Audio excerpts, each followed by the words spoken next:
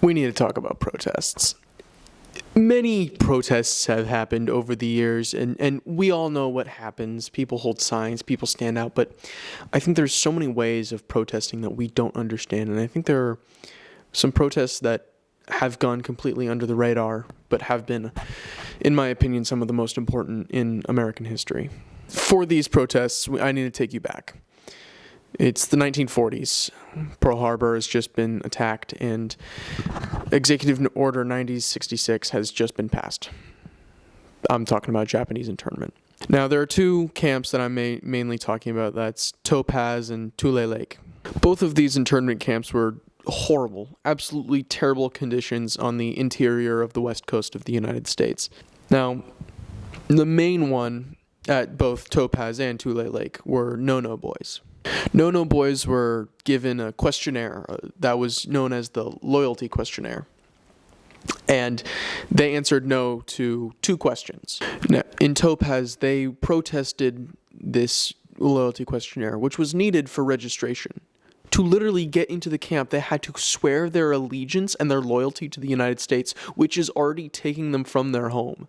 Question 28, before it got changed due to Topaz, said, forswear any allegiance or obedience to the Japanese emperor, which for some of these people, that was their allegiance. They had literally come from Japan maybe not even a few years ago.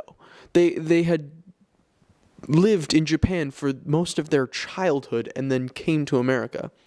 And now they have to forswear any and all allegiance.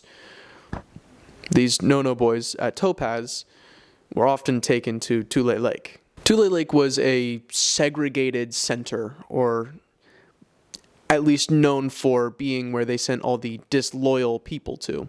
Tule Lake saw many strikes, which coincidentally had a lot of strikebreakers be loyals that came from Topaz. An infamous story is in 1943, a negotiating committee wanted to talk with the leaders of the WRA with inmate grievances. They had a peaceful protest, a standout, with more than 5,000 people, which then got broken up because the WRA was suspicious of this, and they took a handful of these people striking and beat them. They literally beat them and then threw them into the bullpen area that was hastily made. The following morning, people returned to work. They were met with tanks, tear gas, and guns. Literally as if it were a hostile takeover, which I think one of the most powerful tools of this regime is the media.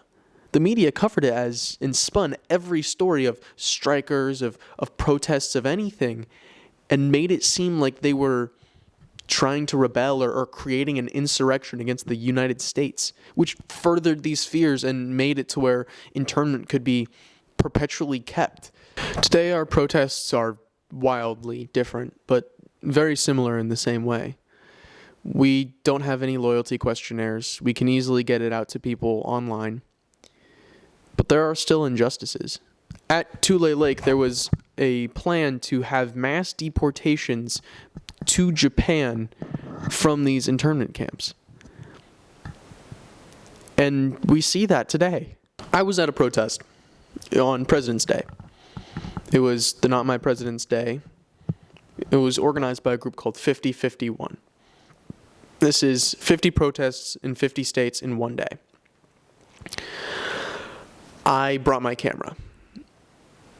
And the only other cameras that I saw were people a part of the protest.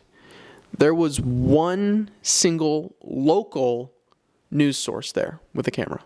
When I looked online, I saw 3 main headlines. Only 3. For something that happened in 50 states, 50 protests in one day. We can't let this stuff keep happening. We can't repeatedly have these issues where we're trying to fight injustice and we just get covered up. We're seeing people's rights being curbed because of who they are or what they believe in themselves. And that's exactly what's happened. That's exactly what happened in Tule Lake. That's exactly what happened in Topaz. Everyone fought for their belief that they were Japanese Americans.